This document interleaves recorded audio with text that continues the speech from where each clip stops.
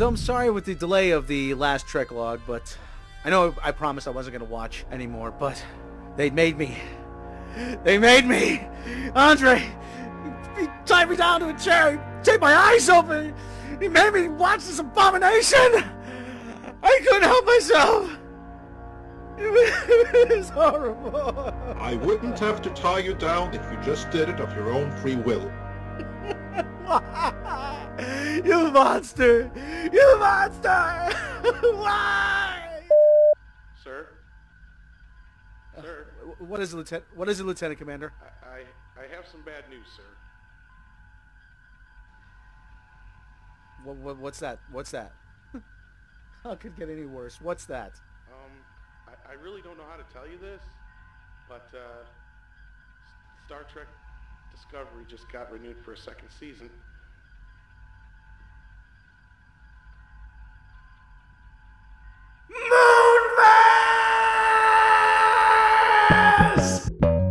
Captain, incoming message. Intruder alert on Deck 8. Enter authorization code. Command functions are offline. Automatic defense procedures initiated. Diagnostic complete. Sensors are functioning normally. Welcome once again to another edition of Captain Robb's Trek Logs. We are coming to you via subspace from the bridge of the SS Frustration, as it were.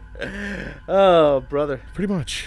Pretty much. I am joined, as always, by Lieutenant Commander Mr. Tom Connors. How you doing? I'm doing the best I can, Captain. How about yourself? I'm doing fantastic. And once again, beaming in via subspace from Starfleet Command is His Fleet Admiralness himself, Andre. Greetings, everyone. So, we've got actually a little bit of Trek news before we start, and we will recap the latest episode of Discovery. But, Tom, why don't you start us off with a little bit of Trek news?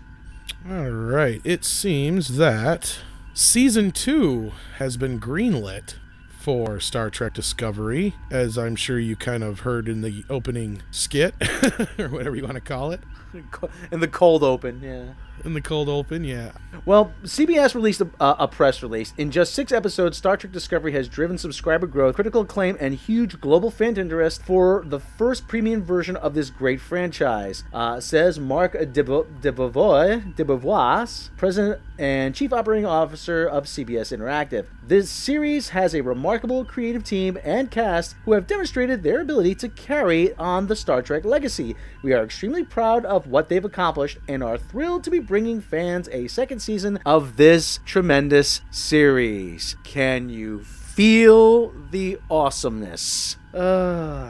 Oh, okay, first of all, I have to call BS, okay? Please, we're gonna have to curtail our cursing. I know it's gonna be difficult for us to do, but we must restrain ourselves because we got a little bit of trouble with YouTube last time. But I am gonna have to call BNS on this, first of all, because they keep claiming this growth, but we haven't seen any actual numbers. It makes me wonder exactly, is there any actual growth? Are they trying to save face here? And if there's gonna be a season 2, when are we gonna see it, and who exactly is paying for it? And that's the big question, because if it's Netflix still, then that means that CBS has no real risk if Netflix is basically footing the bill like they did for the first season. Actually, there's supposed to be a shareholders meeting coming up at CBS about their third quarter profits, and allegedly we're going to have news coming out of that. Whether or not they're going to release that to the public and when they're going to release it to the public, we still don't know. But CBS, since it's a publicly traded company, they're going to have to make those financial statements available at some time. I don't see CBS All Access growing all that much. I don't know if you guys have any information,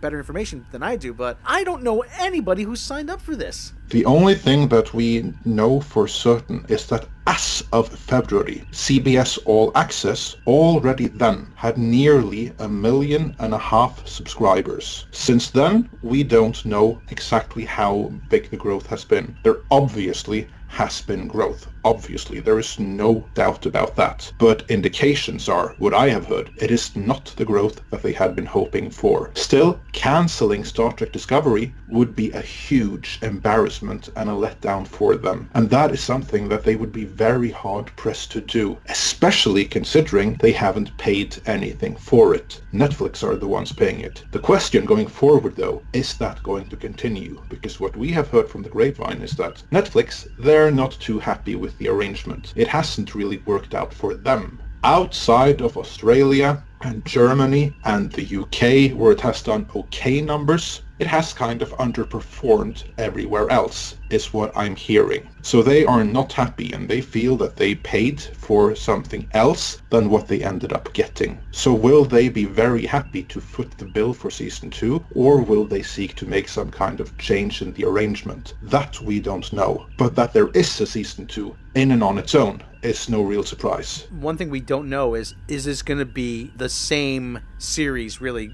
in season 2? We don't know that. Is this going to be the continuing adventures of Michael Burnham and the USS Discovery? Is this going to be an entirely new crew? Is this going to somehow feed into the Nicholas Meyer conjure? We don't know what season 2 is going to entail. Right. What we don't know, they've added 200% more subscribers, but 200% from what? That's my big thing. That's the question, I guess. And that means, is this from these February numbers, or is this from last year at this time? Because then we'd have to go back at this time last year. And basically my thought there is, so they have a 200% growth, and that seems good and well. However, in my opinion, given that, what did they have before? They had like their whole catalog of reality series, Big Bang. Newer shows, Big Bang Theory, some classic sitcoms. They have The Twilight Zone, going way back. They have Cheers, which they own the rights to. Of all things, they consider an old, I wouldn't call it an obscure sitcom, but Caroline in the City they have under classics, which I used to watch and I used to like, but I'm like, this is nowhere near a classic. Point being then that they had all of this catalog stuff, and that then made up 100% the last year, so that is the baseline comparison. And now with Star Trek Discovery they have doubled that. That's not good enough. This is Star Trek Discovery. This is supposed to be an event, and all it can do is double what catalog stuff brought in. Stuff from the 90s and everything. I'm sorry, those are shit numbers. Like, if it had been 1,000% increase, that would have been something to brag about. But just a 200% increase, sorry, doesn't cut it. Right, and especially in comparison to the numbers Netflix actually holds. Yeah, and actually we have seen reports that if there's going to be a season 2, when these were reported, that it's not going to happen until 2019. So, what do you got in the meantime, really? Unless that's where they're going to sneak in that Myers series. That's very possible, which, like we said, we don't know. This could very well be the Myers series. And they're just touting it as another season. When they said, if you go back to other reports, they're like, oh, we've planned on doing this anthology series since the beginning, which was actually Brian Fuller's idea. The only thing we know is they're reporting that Discovery has a second season. The biggest problem here is we really don't know for sure if this is Discovery that's being renewed, per se, or if it's just the anthology itself being renewed, which would mean the Myers show would be next. But until 2019 or closer to that, when we finally hear some announcements, we're not going to know. They say it's going to be renewed right now, but they've already said before, well, if there's going to be another season, it's not going to be till 2019, so let's see. Yeah, they're going to push it out as far as possible. Then maybe they'll try to fix some things that are wrong, but I doubt it. But anyway, speaking of things that are wrong, that leads us into a recap of episode 6 of Star Trek Discovery. This episode titled Lethe, which comes from the Greek word for the spirit of forgetfulness and oblivion. And actually, Lethe is the Greek name of the river goddess of the underworld. And it's the name of the river in Hades, which you would drink its water and it would make you forget. And I could use a shot of that water right about now. No shit. So let's give a brief recap. This episode opens with Burnham and Tilly working out. We see Burnham trying to impart some advice to Tilly, and then Ash Tyler, our resident turncoat, is eating in the mess hall. And we cut to Sarek, and he's off on his own adventure. Wouldn't you say that, Tom? Sarek is off doing some Sarek stuff. I guess Sarek stuff. And then there's a turncoat in his midst. There's a logical extremist, I believe they put it. I think wouldn't it be like the opposite of what Spock's half-brother ends up being? Yes. Because isn't he more of an extremist on the other side where they want to embrace their emotions? These guys think you should be completely emotionless. Humans shouldn't be a part of the equation and blah, blah, blah, blah, blah. Humans are inferior. We are the supreme race. So this logical extremist blows himself up, and Sarek is injured, and Michael Burnham feels his injury through the Force, as it were. Yeah. So anyway, she has to go into a trance and try to find him, but he feels shame because of his situation with Spock, and she making a choice between her and Spock, and maybe that's why Spock never mentions her, but who knows. And there's an incident with Captain Lorca getting his groove on with Admiral Cornwell. There's knocking some boots, answering the question, whose bed have your boots been under? A little shout out to Shania Twain. Starfleet issue at that. Starfleet issue. So Captain Lorca, he turns a phaser on her, she leaves, and because of Sarek's injury, she goes off to a conference with the Klingons, but it turns out it's a trap! So Saru asks once again, Captain Lorca, what are we going to do about it? And he actually has a bit of a change of heart. He's going to wait for orders from Starfleet for a change. And the end reveal, of course, as we see that he has a phaser tucked in his pants. Answering the question of, is that a phaser in your pants, or are you just happy to see me? Okay, let's start about what we did like about this episode. Andre, what did you like about this episode? Guys, prepare to be blown away or horrified, depending on your point of view. I actually really enjoyed this episode. Gasp!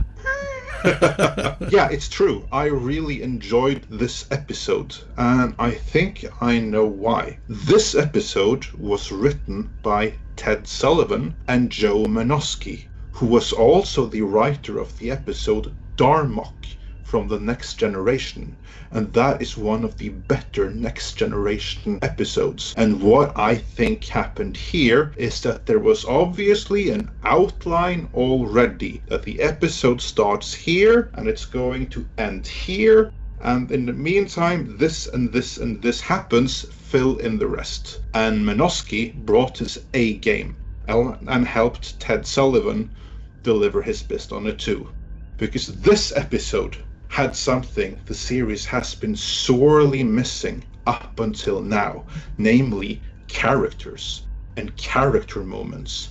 Here we see the redhead come a little bit more into her own right and act more like a person and not just a neurotic wreck. We also have Burnham acting more like a person and a real character, and she stepped into a place where you can kind of sympathize with her, which hasn't really happened yet.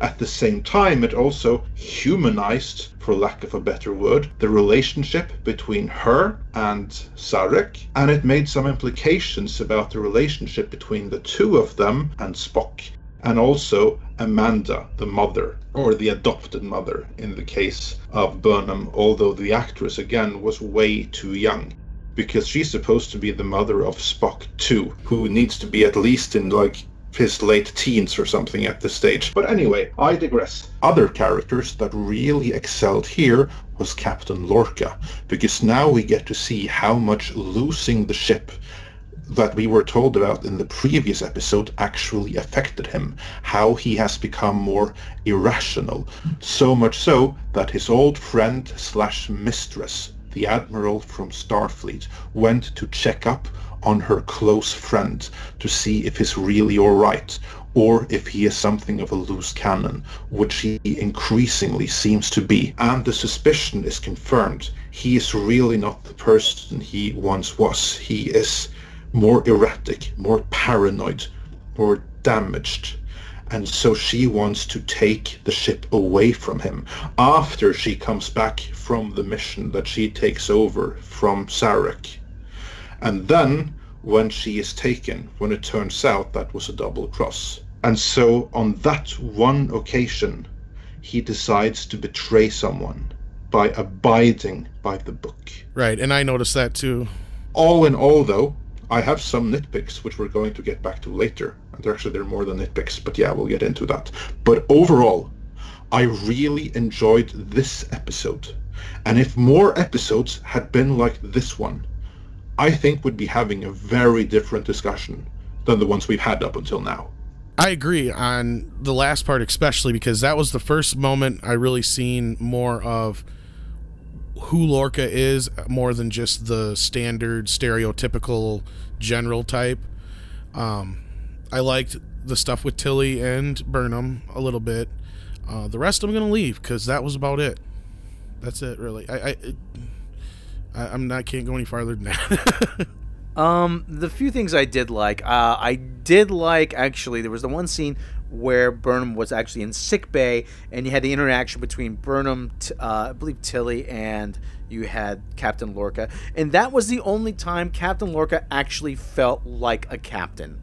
Like that these people are actually a family, that these people actually liked each other, that they could actually tolerate being in the same room together. I kind of like the some of the interaction between Captain Lorca and Admiral Cornwell, who is played by Jane Brooke. Actually, you got to see actually a little bit of their history together, sort of humanizing them. And really, that's about it. I mean, I do like them trying to make Tilly more of a character. Like I said, if we got to see more of these moments where people actually want to be around each other, then we'd be having a very different conversation. We really would. The plot got in the way, though. Yeah, but there were moments that this felt more like Star Trek. Moments. That's it. Just we had a few moments, and then poof, it was all gone. So that's what we did like. What didn't we like about this episode? Tom? I'm not going to go too in depth because I did, like you just said, there were plenty of moments that were great, but unfortunately the plot got in the way. I would have actually enjoyed, and I would have had this in the parts I like more if it wasn't for one thing and one thing only. Michael going to save Sarek and Lorca letting her go and save Sarek was good. I liked that aspect. I liked the whole, kind of terrorist Vulcan kind of angle. It was the moment the Jedi mind trick shit and his whole Katra thing and got into play again. I'm like, this really feels like nothing we've ever really seen before. I could get into it if it was something they had set up a little better and they try and explain it away with a quick line about saying, oh, it's a rare thing, blah, blah, blah, which, okay, fine. But I could think of plenty of times where something like this may have been useful. But anyway, other than that, the show was okay. I did like a lot of the setup, and Andre covered it, so I didn't really have to get into it. I did really like the whole thing at the end with Lorca because, as he pointed out, he's finally acting in his own self-interest by finally going by the book. The one time we've really seen him do things by the numbers, and it's obviously because, he's looking at it this way. As soon as she gets back to Starfleet, she was going to take away his ship. Well, at worst case scenario, she's going to get killed, and that's never going to happen. Best case scenario, he can go save her ass and probably keep his ship.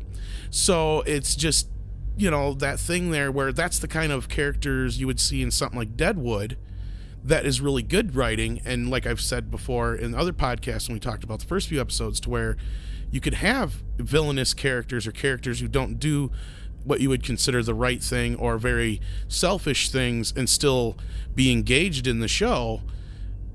It just takes good writing. And unfortunately, besides that portion of the show and a few other elements, it was all the other stuff surrounding it that made it unbelievable.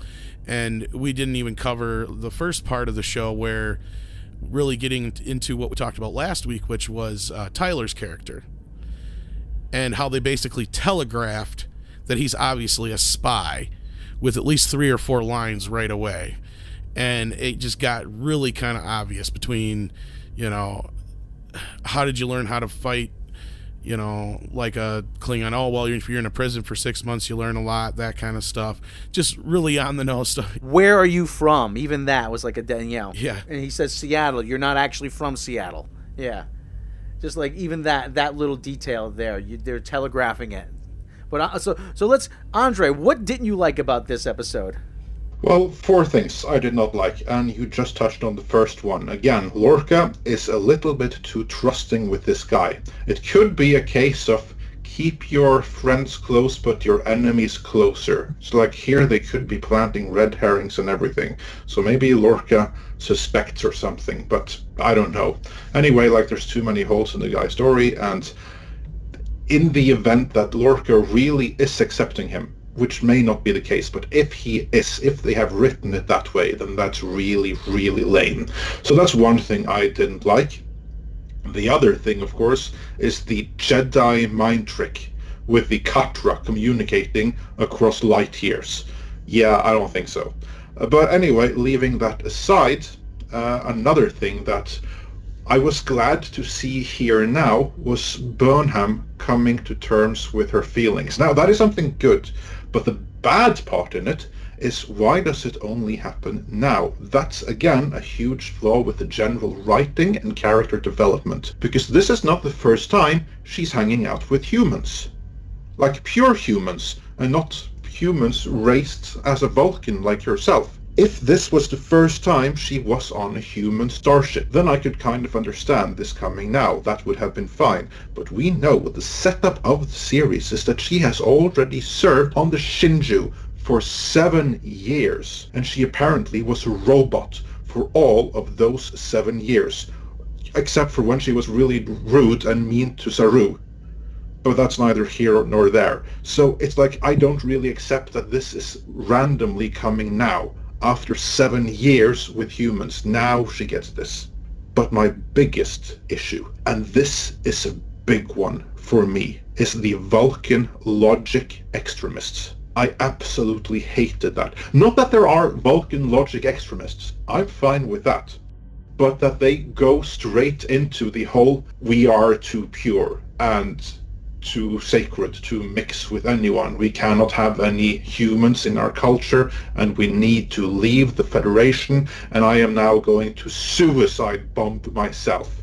This is all very out of character for the Vulcans, especially the suicide bombing thing. To me, this is just, like, I don't like to bring in politics, but this is pathetically politically correct, and it betrays the ideology, the narrative that the writers want to push so bad, and it's so on the nose and so on the face, and there are so many logical flaws with the comparison that it just boggles the mind, and I vehemently reject it.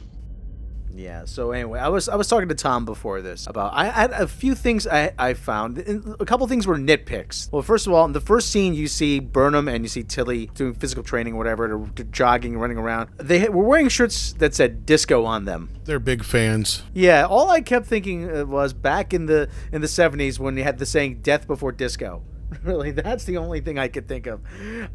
You know, and there's just, and okay, now this is where, like I said, this is nitpicks. Gene Roddenberry, creator of the original series Star Trek, creator of the whole thing, he was a Navy man. He served during World War II in the Navy. If Starfleet is a quasi-military organization, it would not have disco on a t-shirt or on anything. It would say USS Discovery, and it would have the registry number NCC 1031. I mean, you can easily look it up. I mean, there's t-shirts from the USS John F. Kennedy, USS Ronald Reagan, with a ship's registry number. That's one. And another thing is that when Admiral Cornwell was about to board the Discovery, Saru says she's requested permission to land. I'm like, no, you don't request permission to land on a ship. You request permission to come aboard from the officer of the day, and you state the nature of your visit. You know, Admiral Cornwell requests permission to come aboard for a personal visit, for inspection or whatever. Small things like that just decrease kind of the authenticity of it.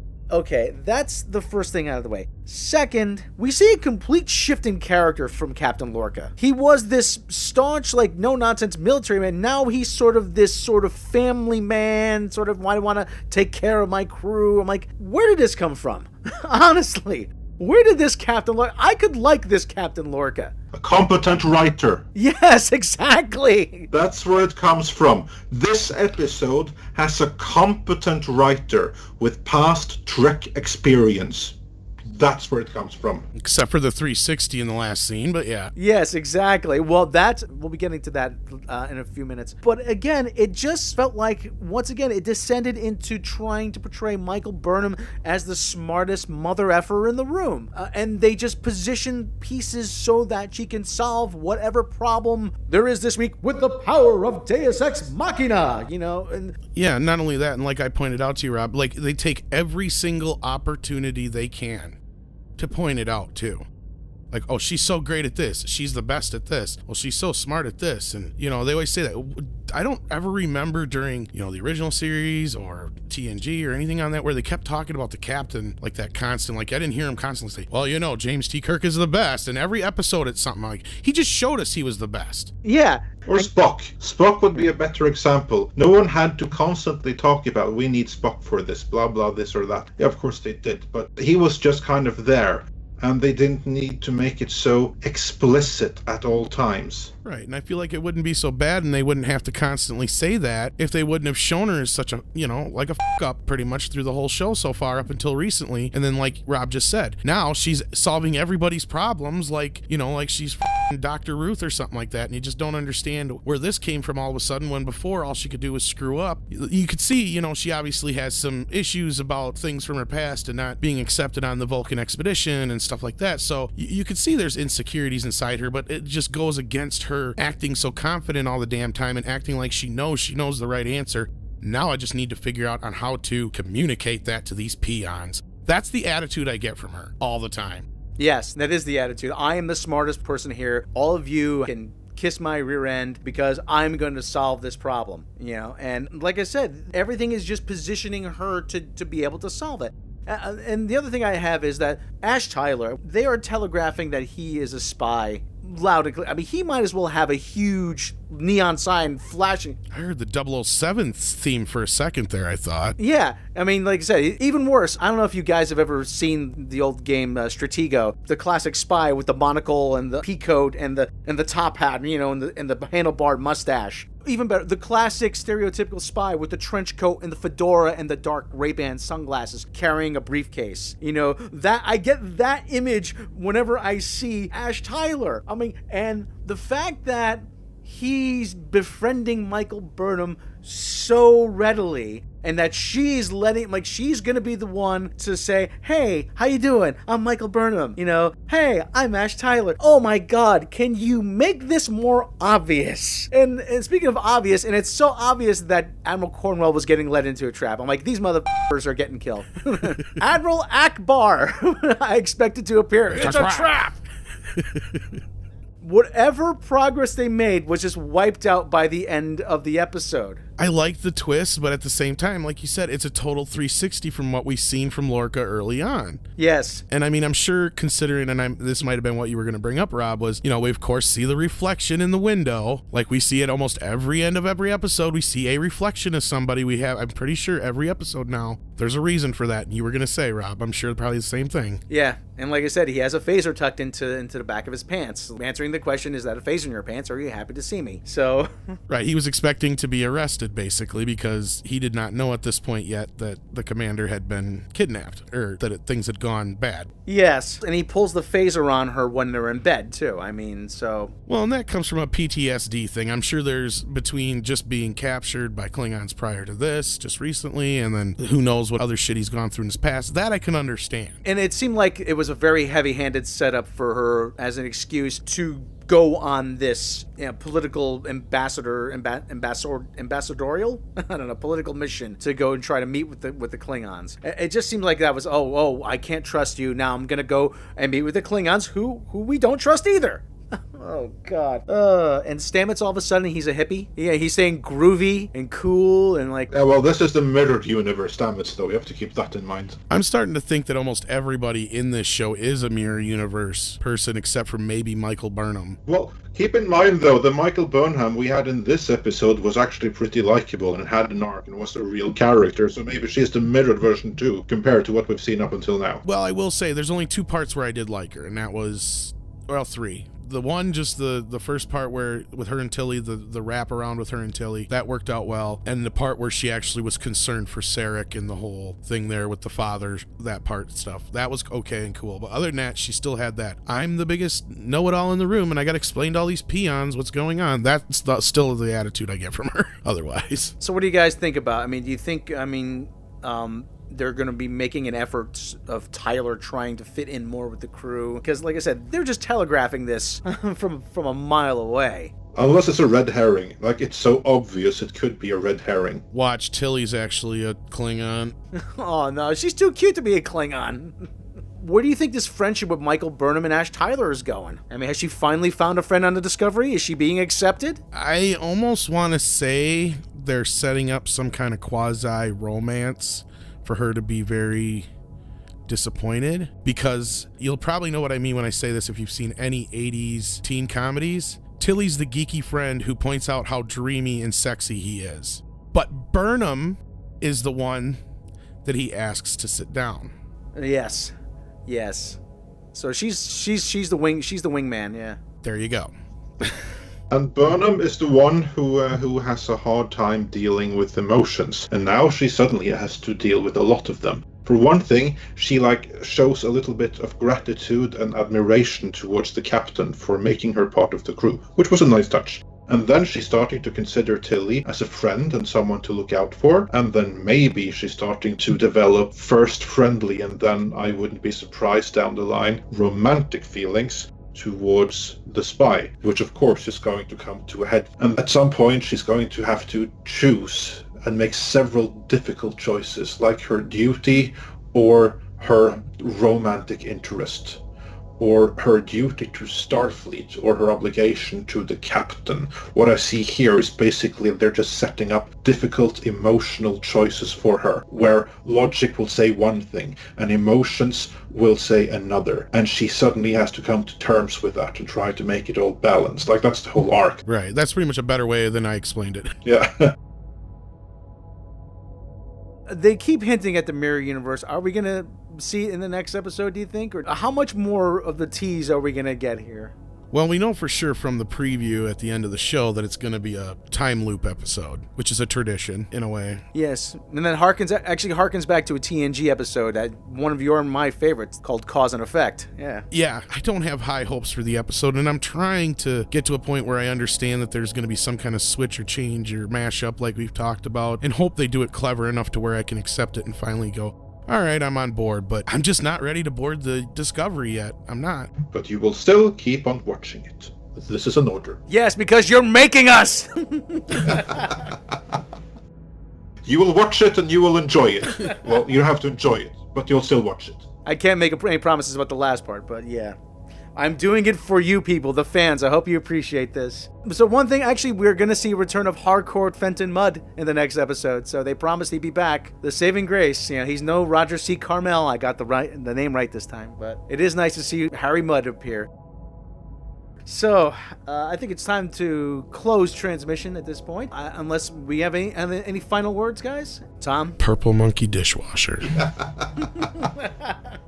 My final word is, I actually really liked this episode, and I hope for everyone watching sake and the future of Star Trek's sake, that the rest of the series is going to be more like this one episode. That this was a trend and not a fluke. But that remains to be seen. My final words are, let's not get our hopes up. But we'd like to close out this transmission of the Captain's Log with Captain Robb's Trek Log by thanking Lieutenant Commander Mr. Tom Connors. Thank you. And from Starfleet Headquarters, beaming in via subspace, Fleet Admiral Andre. You're most welcome. It's my pleasure to make you watch this. Yes, you may regret that. I may have to stage a mutiny myself. So I'm going to pull a Burnham on you. Uh-oh. So I'm going to put the Lorca on you. Oh! Ouch. And I, of course, am Captain Robb, and for this week, stardate 10/23/2017.1, we are going to close transmission. If you like this video, then please hit that subscribe button. Due to recent changes by YouTube, we'd also like to ask all of our subscribers to please hit that bell icon. That way you'll be notified when new content is uploaded. If you enjoy our content, then please consider supporting this channel through Patreon. As thanks, patrons will receive early access to mini documentaries, exclusive behind-the-scenes videos, special Lost episodes, and more. Please join us for more spin-free news and analysis of your favorite genre movies, as well as backgrounds and context of your favorite characters, and roundtable discussions here at Midnight's Edge After Dark.